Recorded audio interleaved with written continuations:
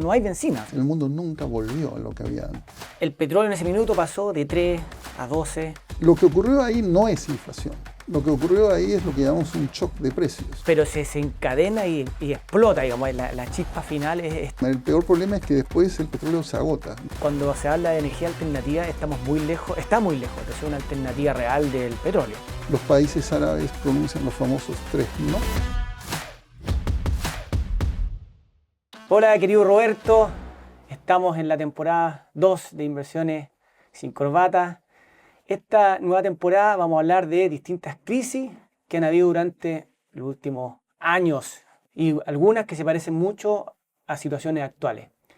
Vamos a comenzar con la crisis del 73 del petróleo, llamado la crisis del embargo, que obviamente fue dramático en ese minuto. Significó en ese entonces que los precios del petróleo subieran por 5 o 6 veces.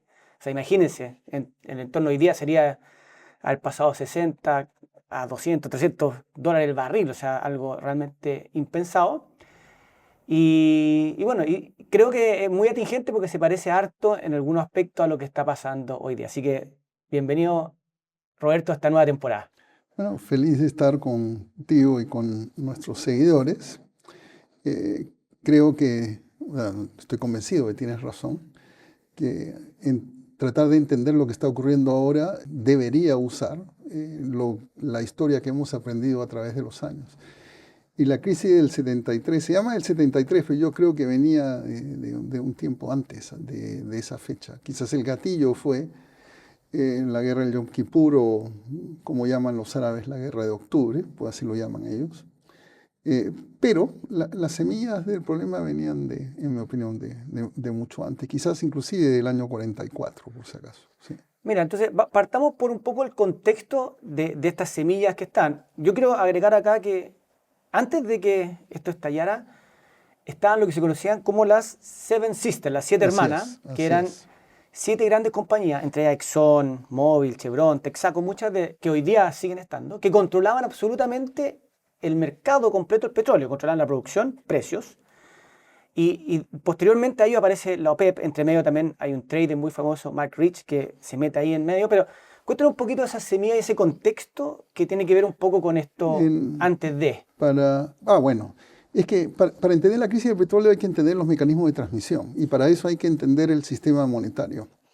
Cuando ya era razonablemente obvio el final de la Segunda Guerra Mundial, se reúnen en New Hampshire, al norte donde yo solía vivir, un grupo de países y acuerdan el sistema monetario internacional a partir de ahí, que era, ¿saben qué? Cuando transen bienes y servicios entre países, en vez de hacerlo en oro, háganlo en dólares. Y yo les aseguro que si algún día quieren ustedes devolver los dólares, yo le doy oro a un precio de $35 por onza Troy. Y así funcionó, yo diría desde el 44 hasta el 15 de agosto de 1971, donde... Momento preciso. No, exacto, me acuerdo, era en televisión en blanco y negro. Sale el presidente Nixon y le dice, he ordenado al secretario Connally suspender temporalmente la convertibilidad del oro en dólares, o de dólares en oro. Y me hace acordar que no hay nada más permanente que cuando un político dice temporalmente, pero no importa. Y el problema de ahí es que Estados Unidos había impreso, entre comillas, una gran cantidad de dólares a propósito de financiar la guerra de Vietnam. Entonces, la pregunta es, ¿qué hacían para seguir manteniendo la demanda de dólares? Y Connally, un tipo muy inteligente, en el año 71 negoció con los países árabes, los del Golfo hoy día, que Estados Unidos les daría seguridad militar a cambio de que ellos vendieran exclusivamente en dólares.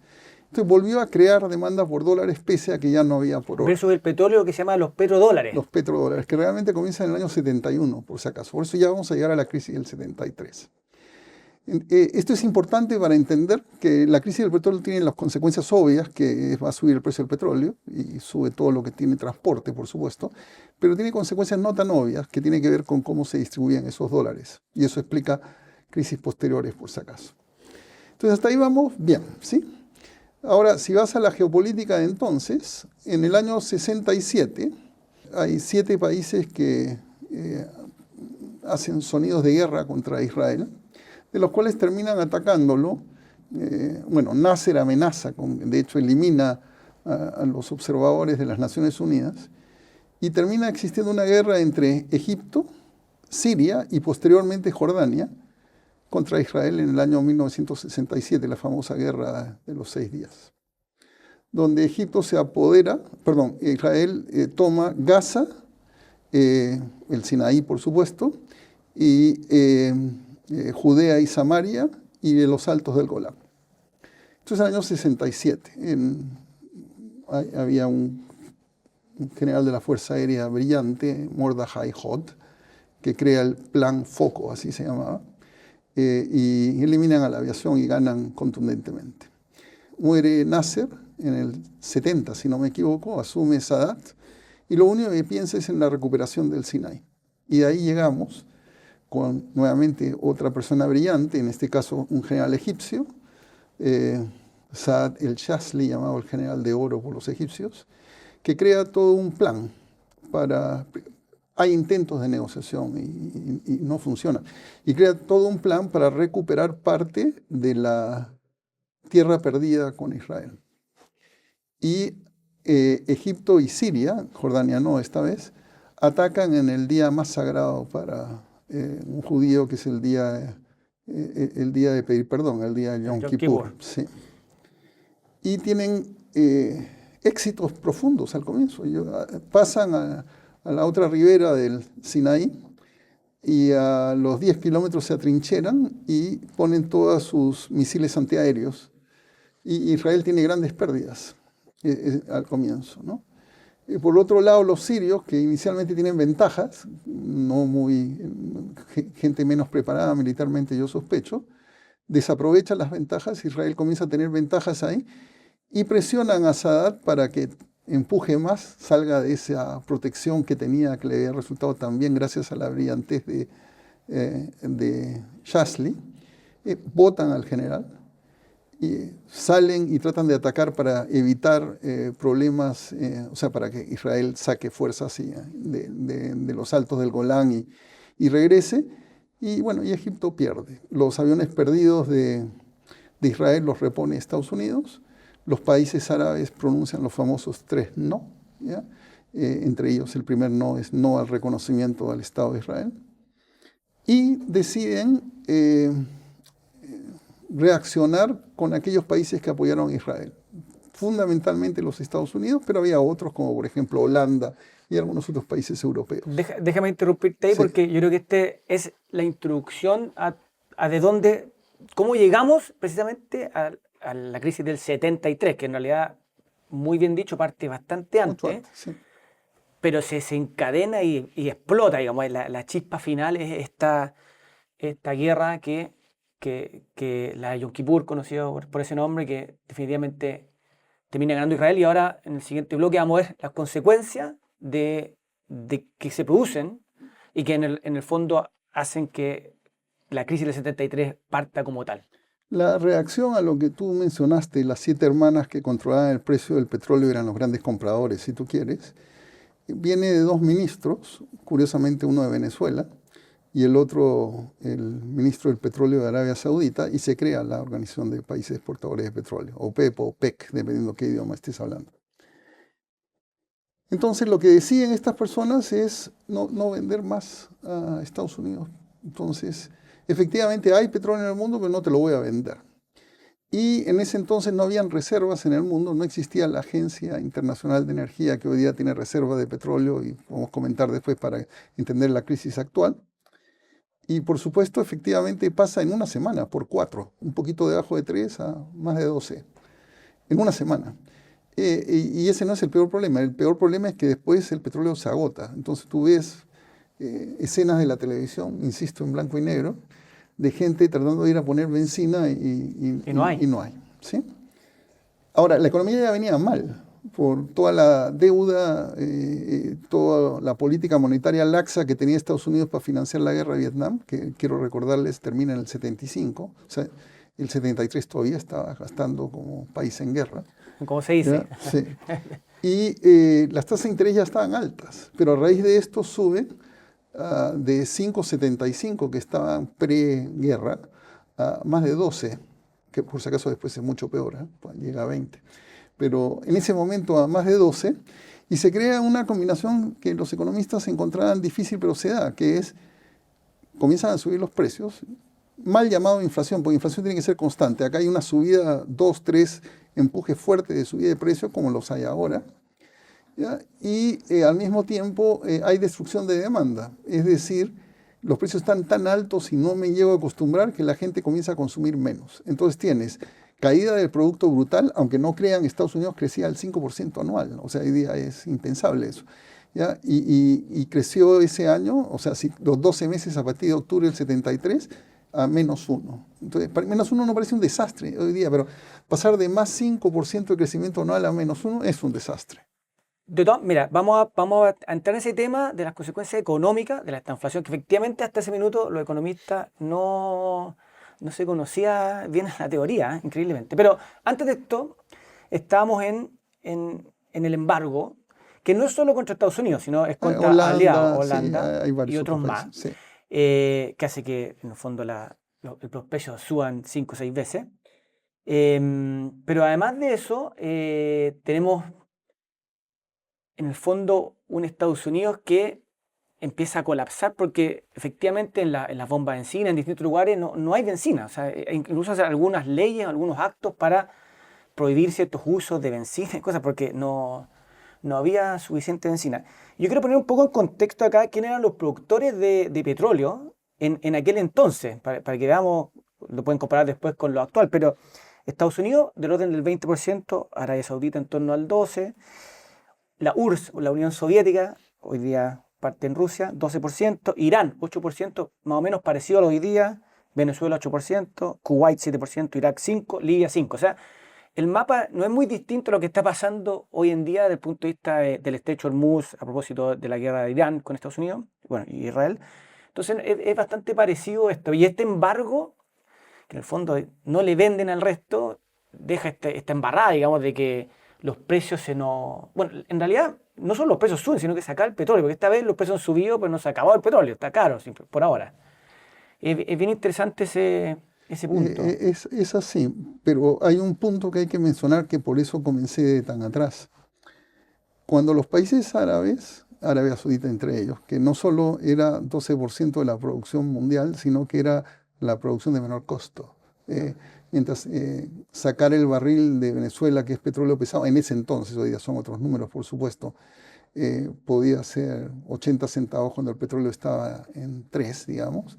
En Arabia Saudita uno decía que uno metía el dedo en la tierra y salía petróleo, ¿no? O sea, no había costo, decía. Pero lo grave fue que, acuérdate que la lógica era, la gente vendía petróleo en dólares. Entonces la pregunta es, ¿qué hacían los dólares?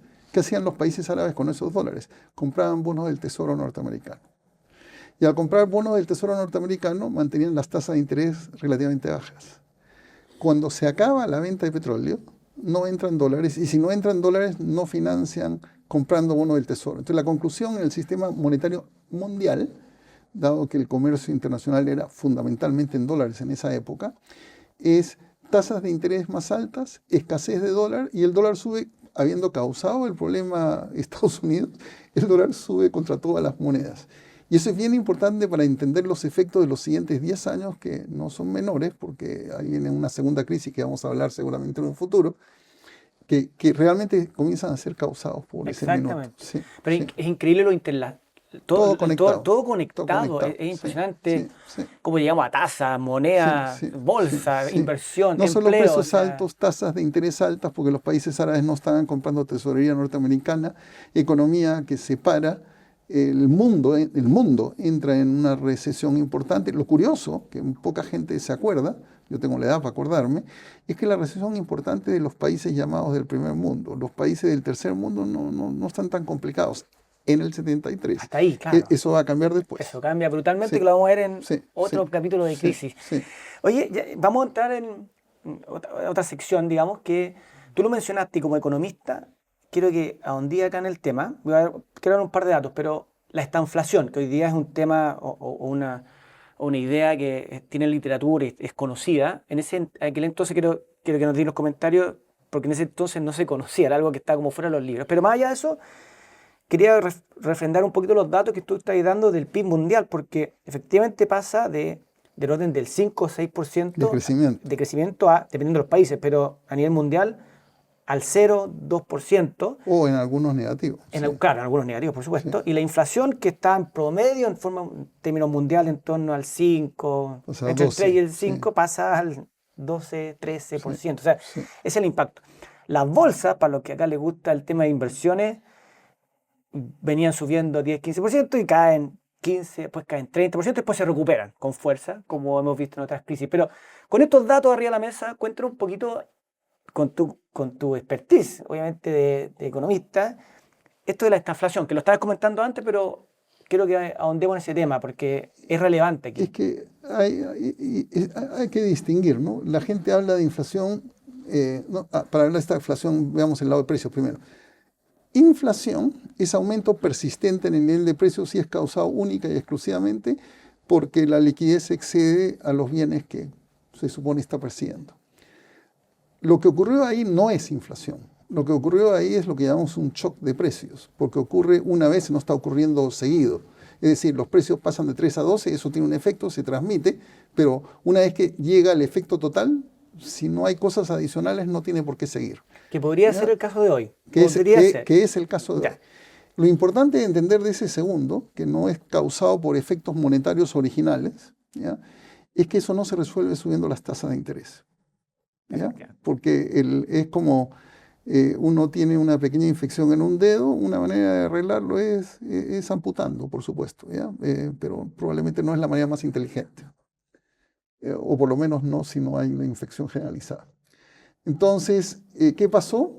Subieron las tasas de interés en la Reserva Federal de 5,75 a 12, esto es pre-Volcker por si acaso, porque después sube hasta 20. ¿Ya? Bueno, comenzaron a paralizar la economía porque en ese entonces todo el concepto es precios subiendo, subamos tasa de interés, claro. Eso baja la demanda y eso arregla los precios. No. Eso estaba en los libros hasta aquel entonces. No, y hasta hoy día. Tú no sabes, o sea, inclusive en la discusión de hoy día hay gente que dice eso. El problema es que la mayor tasa de interés baja la demanda, eso es verdad, pero no resuelve.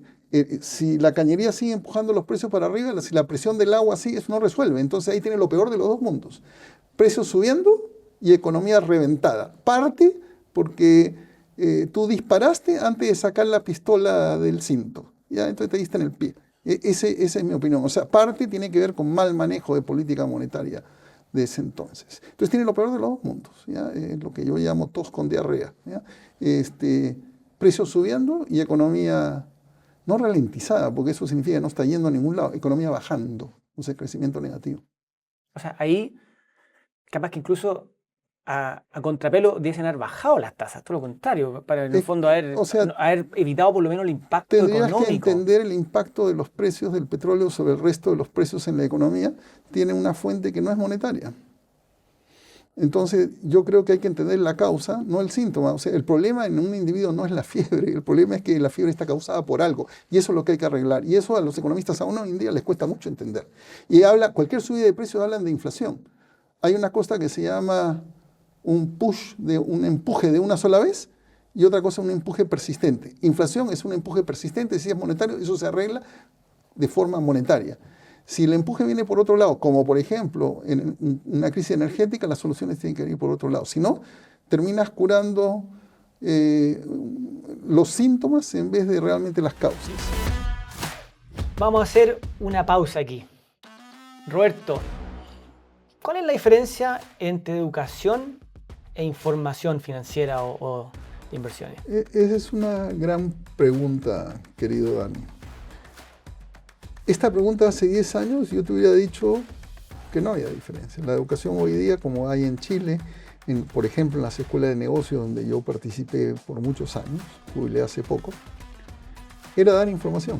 Entonces tú llevas un curso de finanzas, yo te enseñaba cómo entender, cómo hacer, cómo valorar un derivado. Información. ¿Sí? Hoy en día, esa información la puedes conseguir, no sé si gratis, a través de la inteligencia artificial. La educación pasó a requerir más que información. Hoy día lo que tienes que transmitir es experiencia. Por eso una de las cosas con las que yo tenía algunas dificultades con algunas personas de donde yo trabajé, es que hoy día no es aceptable, en mi opinión, éticamente aceptable, que alguien venga a enseñarte de inversiones cuando nunca ha gestionado inversiones en su vida. Simplemente tiene un PhD en Harvard, linda institución, y bueno, eso es todo lo que se requiere para la clase. Yo sé eso, ¿ya? Yo sé que a mí me contrataron, en las universidades que me contrataron como académico, no por la experiencia que yo tenía en el mercado de capitales, sino porque tengo un PhD. Pero me siento mejor en términos de lo que yo entregué con mis errores y todo, porque ese PhD fue unido al hecho de que yo sufrí y gocé en el mercado. Es decir, la educación hoy día requiere la transmisión de la experiencia. Y eso, amigo mío, usted no lo va a conseguir en ChatGPT. Por eso cursos como los de primario entregan cosas de gente que ha vivido lo que ha enseñado. Y no es simplemente un PhD que aprendió algo en el libro y está repitiendo, o que miró ChatGPT. Esa es una gran diferencia hoy día entre información y educación, diferencia que no existía hace 10 años. Clarísimo, Roberto.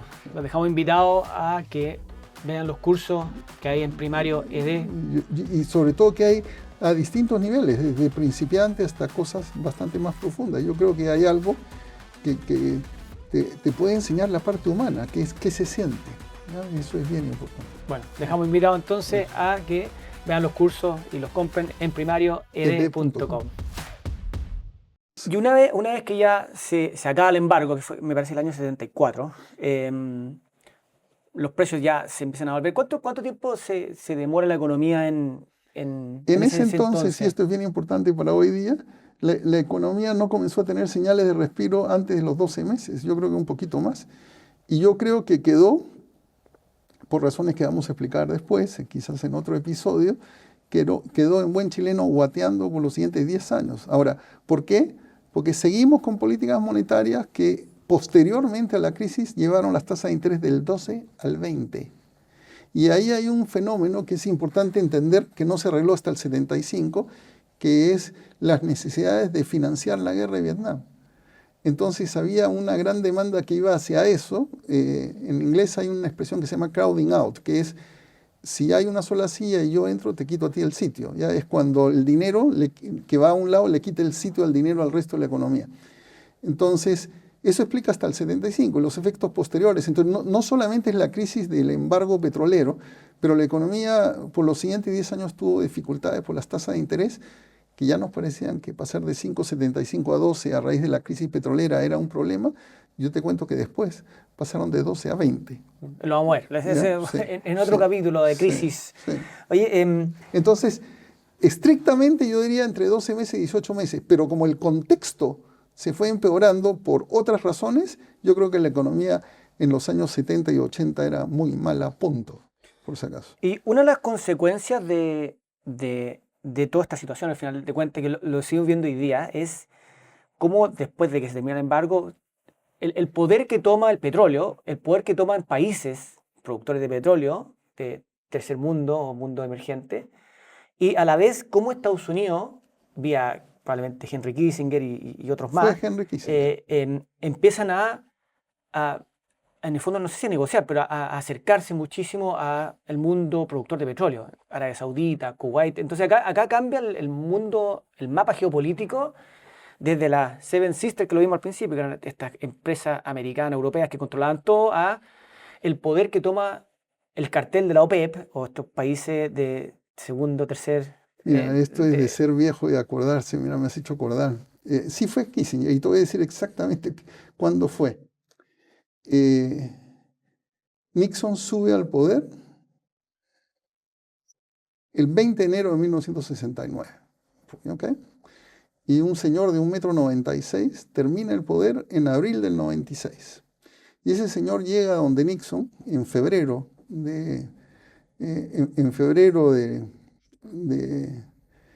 1969, dije 96, yo soy disléxico, de 1969, llega donde Nixon y le dice, voici $1. y le pregunta y le dice, Rendez-moi mon or. Aquí sus dólares, devuélvame el oro. Y eso fue lo que llevó posteriormente a que Nixon suspendiera la convertibilidad. Se le debe a Charles de Gaulle, un tipo de 1,96 m, no muy diplomático, porque aunque mi francés, la pronunciación no sea bueno, fundamentalmente le dijo, acá están tus dólares, dame mi oro. ¿Ya? Eso se lo dijo. Y los alemanes se copiaron y eventualmente hubo una gran demanda. Entonces, ¿cómo lo resolvió Kissinger con Connell, que era el secretario del Tesoro, el equivalente al ministro de Hacienda acá en Chile? Bueno, lo resolvió de una manera bien simple. Necesitamos crear demanda artificial por dólares y habló con los países petroleros. Le dijo, miren, yo los protejo de todo lo que tengan problemas. Muy amigos de Irán en ese entonces con el Shah Reza Tlaib. Ya con los del Golfo, todos los países del Golfo, Arabia Saudita, pero está Bahrein, Qatar, Emiratos, todos esos, yo los protejo y la única condición les pongo es ustedes venden su petróleo y posteriormente su gas en dólares. Entonces, el petróleo y el dólar a partir de ahí están interconectados de una manera que explica mucho de las cosas buenas y de las cosas malas que pasan en la economía por los siguientes 50 y tantos años. Y podemos entender ahí lo que está pasando ahora. Lo que está pasando hoy día y todo lo entremedio. Sí. Entonces, el petróleo tiene una importancia enorme, no solo porque es el combustible en la economía mundial, sino porque explica el flujo de liquidez. Eso es bien importante entender. Sí, capaz que hemos hecho un apéndice de los petrodólares, porque en realidad es... No, lo que pasa es, ¿quién financia los déficits presupuestales de Estados Unidos? Y la respuesta es los dólares de países exportadores de petróleo. Entonces Estados Unidos puede seguir gastando por encima de lo que genera, porque tiene una demanda permanente por sus dólares en forma de compra de tesorería. Eso mantiene las tasas bajas, y si las tasas están bajas te puedes endeudar y pagar poquito. O sea, súper simple. Increíble. Así funciona el mundo por 50 años. Bueno, ahora... bajemos esto un poquito a la coyuntura muy pura y un poquito pensando cómo podría venir esto, porque lo hemos conversado ahí tras bambalinas de el petróleo en ese minuto pasó de 3 a 12, hoy día en el conflicto de Estado pasó de 60 a 120, a 110, cambió el mundo. ¿Cuál es un poco tu visión de cómo esto va a seguir hacia adelante a raíz de también lo que vivimos esa vez? Y bueno, en una parte idéntico a lo que pasó en el 73. Es decir, lo que la gente se olvida es que una vez que ocurrió esa crisis, el mundo nunca volvió a lo que había antes. Nunca. No solo en precios. Es decir, el petróleo no volvió a costar 3. No solo en precios, sino en estructura. Lo que está pasando a partir de febrero del 2026 dije, pero realmente es desde antes. Pero detonado en la última guerra entre Irán, Israel y Estados Unidos, es que no vamos a volver nunca a cómo era el sistema monetario y de energía, para no solamente hablar de petróleo, sino también de gas, de cómo era antes. Yo creo que eso va a cambiar para siempre. Y las lecciones vienen de lo que hemos hablado. ¿Y tú crees que se puedan, a raíz, no sé, por ejemplo, Estados Unidos con Venezuela, haber encontrado otras soluciones, o en realidad otros pozos petroleros, cambia un poco el esquema o ya de frente, más que nada tú lo comentas por el tema de la dependencia del dólar contra la transacción de petróleo? Por mucho tiempo en Venezuela, no importaba si el gobierno era Acción Democrática o COPEI, nadie tocaba PDVSA, siempre los mejores técnicos a nivel mundial. Eso cambió, por supuesto, cuando asume el poder el comandante Chávez y posteriormente este señor Maduro, y los buenos técnicos desaparecieron. ¿Por qué comento esto? Porque la capacidad de extracción de petróleo venezolano está a menos del 50% de lo que era. Entonces, si tú preguntas que el acceso al petróleo venezolano va a compensar lo que se puede perder en Medio Oriente, ni cerca. Ni cerca. Independientemente que además la calidad del petróleo del Orinoco es petróleo pesado, requiere más costo de refinanciamiento, por eso tiene menor precio, en fin. O sea, no hablemos de la parte técnica. Pero raya para la suma, como se dice, no compensa. Y quiero entrar también porque en dos aspectos. Ojo que Estados Unidos produce suficiente petróleo para abastecerse. A eso iba, ese es el primer punto. Han aparecido desde esa época en adelante nuevas técnicas, no solo nuevos lugares, sino nuevas técnicas de extracción de petróleo, como el fracking, que especialmente Estados Unidos... Que dicen causa terremotos, pero no importa. Eso lo vamos a ver. Pero bueno, tú lo comentaste, Estados Unidos hoy día es le sobra petróleo para lo que consume. O sea, en el fondo exporta petróleo. Eso dicen los datos, no sé si es verdad o no, pero No, no, es verdad eso, porque el petróleo que saca en fracking no es consistente con el petróleo que tiene para refinar. Muchas de las refinerías de petróleo en Cushing, Oklahoma, por ejemplo, donde se deposita el WTI, que es West Texas Intermediary, es para petróleo pesado, tipo el de Venezuela. ya, Y el que ellos hacen es petróleo más ligero. Por eso pareciera una contradicción, ¿no? O sea, tengo suficiente, pero exporto un montón y por lo tanto termino importando, porque el tipo de claro. petróleo no es el mismo. Cuéntanos, aprovechemos Sí, este pedacito, danos la diferencia entre el WTI y el Brent, porque mucha gente habla de petróleo y hoy día hay sí, una diferencia de $10 entre uno y otro. Entonces, sí. coméntanos ahí con Por eso es que a las mí me da diferencias entre risa uno y cuando otro. la gente dice commodities. Commodities da la impresión que fueran indistinguibles. Y no, pues. Cuando yo WTI, transo un petróleo de cierto grado, muy específico, que se entrega en un lugar muy específico, que son los sitios de depósito gracioso, se llama West Texas, ¿no? Pero está en Cushing, Oklahoma, ¿ya? Para que sepas. O sea, no sé por qué mi señora decía que yo tenía mucho tiempo libre, pero en fin. Entonces, ese tipo de petróleo para entrega en ese sitio vale hoy día $88 el barril. ¿Ya? Puede haber más dentro de 2 días, por si acaso. En cambio, Brent tiene entrega distinta. Entonces, dependiendo de cuántos cargueros haya, dependiendo de las rutas, de cuáles son factibles y cuáles no son factibles, los precios son distintos. No solo por la calidad del petróleo, si es más ligero o menos ligero, porque las especificaciones son claras, sino por el lugar. ¿A qué voy? ¿Ya? El petróleo para West Texas Intermediary puede venir de Venezuela, pero es poco probable que venga de lo que está cerrado hoy día, que es Claro. Hormuz. ¿Ya? Mientras que el petróleo del Mar del Norte, en el caso de Inglaterra, o sea, si lo estás comprando en los Países Bajos, el costo del tránsito es relativamente pequeño. Entonces, no existe commodity en el sentido que no existe petróleo. Petróleo para entrega en tal sitio con estas condiciones es una cosa. Por ejemplo, hoy día todo el mundo dice que el petróleo está debajo de 100. Mentira, pues. Los futuros están debajo de 100.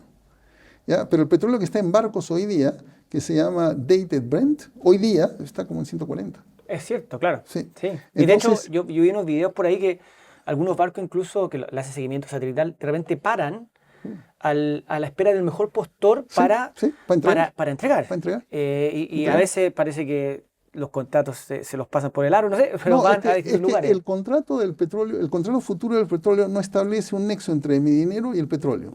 O sea, si yo compro petróleo para entrega en mayo del 2026, yo no sé dónde está mi petróleo. Claro. Pero una vez que está en el barco y ya está dated, ahora sé dónde está mi petróleo. Y ahí tiene un precio que depende de una serie de cosas. Depende de la capacidad de transporte del petróleo. ¿Hay o no hay tanqueros para transportar? Todo eso hace que no exista el commodity de petróleo. El petróleo para entrega en un sitio, en una fecha, ya es distinto del petróleo de entrega en esa misma fecha en otro sitio. ¿Y cuánto está Entonces la palabra commodity está, no sé, y el precio hoy día a un año me parece que está bastante a un más año está en abajo? 70. Claro. Sí, Increíble. está en 70, lo cual dice que la gente está apostando a que Se normaliza. se normaliza. También me gustaría, no sé si uno, por ejemplo, cuando subió el MEPCO acá en Chile, en el fondo subieron los combustibles, las Sí, bencinas, sí. uno, entiendo yo que uno debe mirar más bien el Brent como seguimiento de precios Es o que futuros spot más que el WTI. el petróleo que recibe NAP es dated Brent. Ni siquiera Dated el Brent. Brent de futuro, sino dated Brent. Ah, O sea, perfecto. cuando acá decían que estaba a 100, estamos pagando 140. ¿Ya? Ya, perfecto. Porque el petróleo en el barco, es decir, ya tiene que tener destino.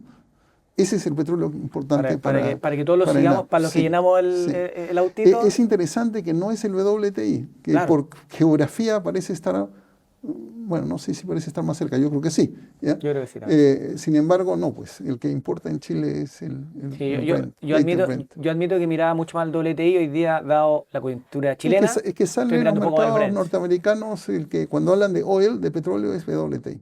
Pero es costumbre, no necesariamente el que nos toque. Sí. Y ya el último tema, para ir cerrando este gran capítulo, este conflicto, este embargo, este tema geopolítico que hizo que cambiara el mundo como lo conocíamos antes de eso, por supuesto, y hoy día sigue modificando el ambiente geopolítico, pero tuvo una consecuencia, en ese minuto se vio poco, pero después ha sido tema que la transición hacia otro tipo de energía que ha ido creciendo, y quería un poco tu opinión ahí de cuál es el real. Yo creo que hoy día con la crisis que estamos viendo actual, se hace claro que cuando se habla de energía alternativa está muy lejos de ser una alternativa real del petróleo. O sea, es una demostración empírica hoy día que te lo están dando los mercados y la economía. Pero igual dame tu opinión un poquito de cómo ha sido esa transición a hoy y cómo la ves mirando a 20, 10, 30 años a futuro. Para que la energía alternativa sea, valga la redundancia, una verdadera alternativa, necesitas mejor tecnología en las baterías, es decir, cómo guardo esa energía. Y hoy día las baterías de litio, que son aparentemente la mejor solución actual, están lejos de poder proveer lo que se necesita. En la medida que el almacenar energía alternativa, sea solar, sea de viento, la de viento, cuando no hay viento, no hay energía. La solar de noche es un problema. Entonces la pregunta es cómo lo almaceno mientras no la produces. Mientras eso no mejore, no funciona. Ahora, habiendo dicho todo esto, países como China que han resuelto, primero percibieron que esto podía ocurrir hace 3 años. Hoy día tienen 1.200 millones de barriles de petróleo almacenados. 2, el 30% de la energía de un país inmenso como China es energía alternativa hoy día. Aunque todavía las baterías no son eficientes, ya tienen cubierta el 30%. No hay muchos países que puedan decir, de ese tamaño ninguno, pero de tamaño razonablemente grande, que puedan decir algo similar. Entonces hoy día, especialmente si hay un empuje en los costos, va a haber un incentivo para poner más dinero en el desarrollo de baterías, que es lo que necesitas para que la energía alternativa funcione. Bueno, y algo que salió, que pareciera ser una gran solución para esto, es la energía nuclear, que dado el último problema que hubo en Japón, dado algunas políticas en Europa que cerraron muchas plantas, Los alemanes. Los alemanes principalmente, pero eso parecía ser una alternativa. Vamos a obviar el tema del riesgo de lo nuclear, pero una alternativa tremenda. De hecho, Bill Gates también habla mucho de en el fondo, explorar ese tipo de Es que yo creo que energía es una como la solución. alternativa. La gente le agarró miedo, ya se olvidaron, pero como tengo edad, hubo un accidente en 3 Mile Island en Nueva York hace 60 años. Después, por supuesto, Chernobyl y Fukushima, que lo acabas de mencionar. El Partido Verde en Alemania presionó para eliminar las centrales nucleares y como consecuencia de eso hoy día son esclavos del gas ruso y están peleados con los rusos. Entonces, efectivamente la energía hoy día es un problema que es prioridad número 1 a nivel mundial si alguien está en Hacienda de algún país. Sí, hay todo un esfuerzo para poder invertir más en almacenamiento de energía, formas alternativas y buscar, no tanto por lo que la gente cree, que la gente es buena, vamos a ensuciar menos la atmósfera, que yo creo en eso, y la gente joven también cree, los viejos y los jóvenes, curiosamente, los del medio no, ¿ya? Pero lo están haciendo por la más burda de las razones, porque a la larga puede ser más barato explorar fuentes alternativas. Hoy día la energía alternativa, el hidrógeno verde, es más caro, ¿ya? Pero algún día quizás, si hay inversión en lo volumétrico, o sea, que ocupe menos espacio, y en las fuentes de almacenamiento de energía, quizás la solución sea por ahí. Y si no es por ahí, plantas nucleares, buscar cómo ser más prudente, ¿ya? Con los reactores. Ese es algo que hoy día hay tecnología que existe hoy. Lo que pasa es que la pregunta es si hay la voluntad política, ¿ya? Eso. Bueno, vamos a ir cerrando, Roberto, y yo espero que a todos les haya gustado este primer capítulo de la temporada 2. La idea es explorar distintas crisis que, en todos los casos, sin lugar a duda, se parecen a algunas situaciones del minuto. Es para tener en consideración, al menos, así que... Sí, yo creo que cuando hablemos de la crisis actual, ¿no? Estamos en abril del 2026, tener idea de lo que ha pasado nos va a ayudar muchísimo a entender lo que está ocurriendo hoy día. Estoy convencido de eso. Así lo creo. Así que ojalá que esto sea un aporte para todos Sí, y se hayan entretenido de todas maneras. Así que, como me digo yo. Así. Nos vemos entonces. Gracias. Nos vemos en la próxima crisis.